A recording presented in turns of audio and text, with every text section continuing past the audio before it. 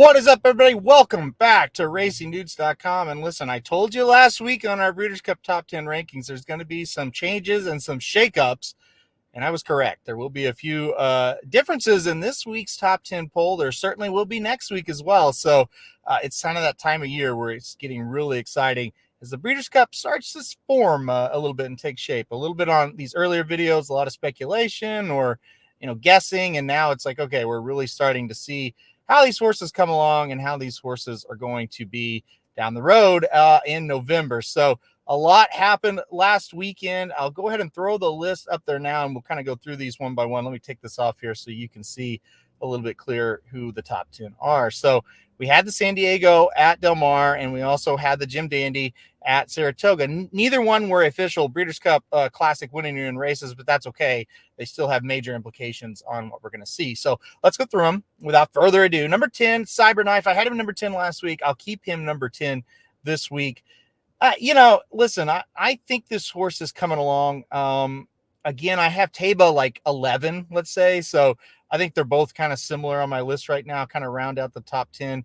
Give Cyberknife the edge because he won the Haskell. So he beat Tava. So right now I've got him number 10. I think it makes sense to keep him there.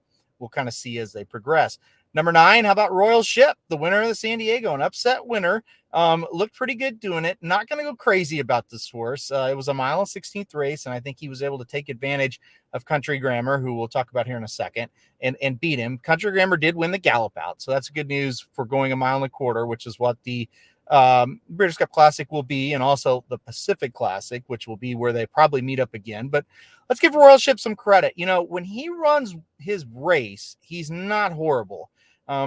He's very inconsistent. That's the problem, but I have no problem putting him at number 9. I think that he earned it. It was a nice win. He ran very well, and he won easy in the San Diego. So we'll see if he can do it again next time out. We'll keep him at number 9 for now. Number 8 is Charge It, and we're at a wait-and-see approach with him now. He skipped the last round of preps to head to the Travers. Let's see what he does now, right? Let's see where he goes. The Travers is next. How does he run? If he wins that race, he could vault way up into the top 5. If he loses and doesn't look good at all, he's out. So he's an all or nothing right now for the Breeders' Cup Classic. I like that they're being patient. This was a horse they couldn't be patient with earlier in the year because they're rushing him to get to the Derby. They're going to be patient with him now. I have no problem with it.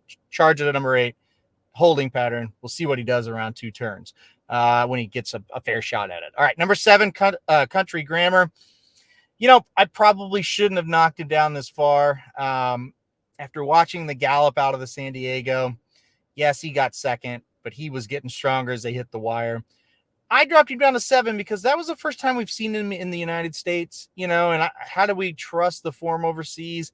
It'll probably hold okay, but we'll kind of see how it goes. But anyway, Country Grammar at number 7, he will have chance for revenge in the Pacific Classic. He's going to run a lot better at that mile and a quarter distance. Can he beat our number 1 horse? I'm not sure, but I think he does kind of get revenge on Royal Ship, the horse that beat him. So Country Grammar at 7, probably dropped him a tad low, but we'll keep him there for now. Number 6 is American Revolution. Much improved race last time out. Got beat by Olympia, but ran fantastic. I don't know where we're going to see him next. I don't think it'll be the Whitney coming up this weekend because Pletcher has Life is Good there.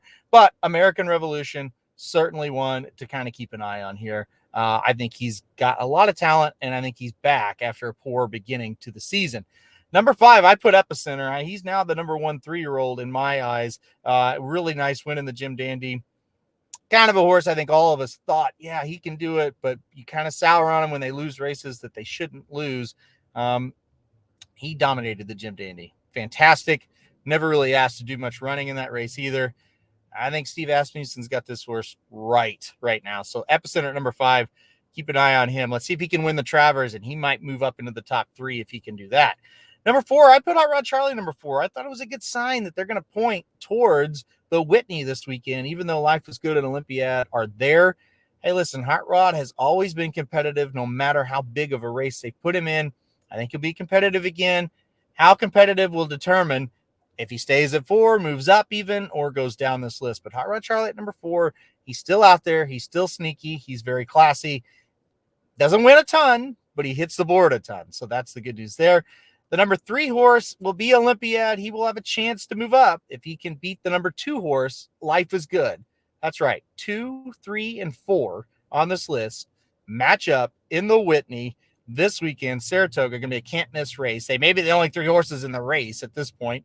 It's going to be another really short field at Saratoga, but it's going to be an amazing race. So Life is Good, Olympia at Hot Rod Charlie, 2, 3, 4. We'll see him match up this weekend. Finally, number 1, Flightline. He's number 1 again. He's been number 1 every week we've done this.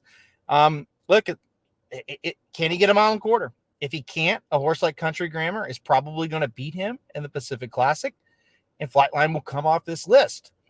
If he gets a mile and a quarter, he's probably going to beat Country Grammar, and he will be number 1 heading into the Breeders' Cup, assuming he's healthy. So we'll keep Flightline right here at number 1, and we'll see what happens down the road.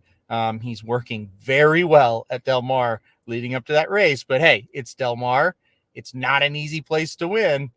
It's not going to be an easy horse to beat in Country Grammar. Let's not forget, Country Grammar was able to beat Life is Good at a mile and a quarter. Flightline's going to have to get that mile and a quarter a little bit better than Life is Good got in the Dubai World Cup, or he will lose. I don't expect that to happen. That's why I have him number 1. But you never know until they try it how they're going to react to more distance. So we'll see what happens with Flightline. I'm very excited to kind of see what he can do. So there it is. That's the top 10 for this week. Again, we got the Whitney matching up the 2nd, 3rd, and 4th ranked horses on this list.